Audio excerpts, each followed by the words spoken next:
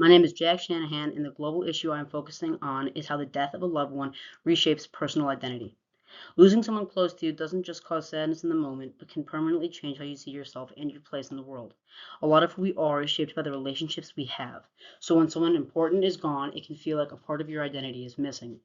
Both Pablo Neruda's poem Ode to Clothes and Sleep Token's song Euclid explore how grief, memory, and absence change a person over time. Introducing the text and the global issue.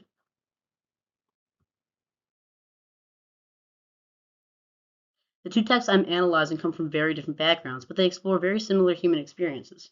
Pablo Neruda's Ode to Clothes is a poem that focuses on how everyday objects can take on emotional meaning after loss. Neruda makes the authorial choice to focus on everyday clothing. This emphasizes how grief appears in normal everyday life rather than in the dramatic big ticket items and moments. Sleep Token's Euclid is a modern song that reflects the emotional impact of a relationship. This once defined who the speaker was. The band makes a decision and a choice to write the song as a reflection back. This isn't in the present. This isn't a reflection on emotions. It's a reflection on the time that was lived. This allows the listener to see how loss continues to affect the speaker over time. When you lose someone, especially someone who's super important to you, as you go on living your life, you're going to notice small and big things that remind you of that person. But the reoccurring small things are what hurt the most. And this shows how losing someone can reshape your identity. Even after the loss and that person has gone, it's been a long time. In Ode to Clothes, Neruda uses personification to give clothing human qualities, describing how they wait to be filled. This authorial choice suggests that the clothes expect the speaker's presence, like he might have for a loved one, making the absence of that loved one way more noticeable. When Neruda writes that the clothes wait to be filled with my vanity, my love, my hope, and my body, he shows that the identity once lived within these objects. By listing emotional qualities like love and hope alongside the physical body, Neruda emphasizes that identity is both emotional and physical. The choice to combine these ideas shows how the speaker's sense of self is so incomplete now. Simple routines, such as getting dressed, become reminders of loss, which supports this global issue by showing how the death of a loved one reshapes identity in every life. It forces you to live a completely different life than the one you lived with that person. Neruda also makes the authorial choice to present clothing as a source of comfort. Even though these clothes remind the speaker of what is missing, they also provide this sense of closeness.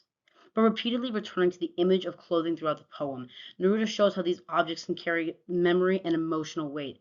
Being physically connected and physically feeling these clothes isn't the only thing.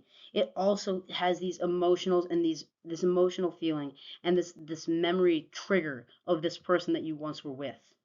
This choice highlights how the speaker relies on these physical reminders to cope with loss. This identity you begin to shift. Meaning is no longer found through the people, but through the objects connected to this memory. Neruda's focus on small personal items reinforces how grief quietly reshapes your identity rather than disappearing. It's not one and done. All of a sudden, it doesn't just go away. It takes time to heal, and it takes time to work through loss of a loved one. Euclid. Euclid. Identity after loss. In Euclid, Sleep Token makes the authorial choice to write from a first-person perspective. This allows the listeners direct access to the speaker's thought. It makes you put yourself in the speaker's shoes. When the speaker says, I must be someone new for me to get over you, it directly shows that that identity must change after loss. You can't stay the same, because to stay the same would be live through that pain forever. And while you do, the way you get through that is becoming someone new.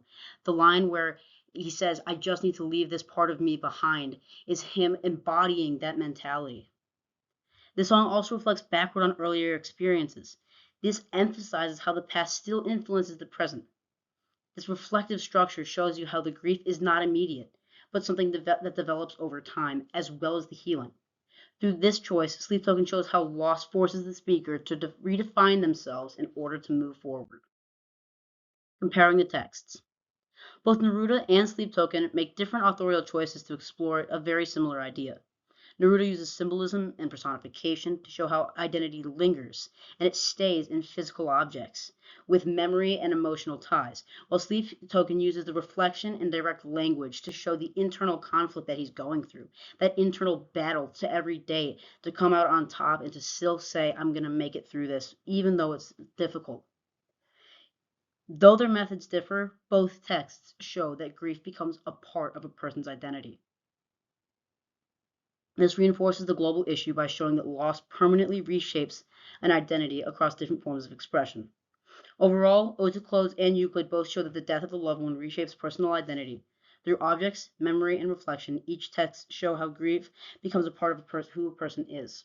These works remind us that loss is not just something people go through once, but something that continues to shape them long after the moment has passed.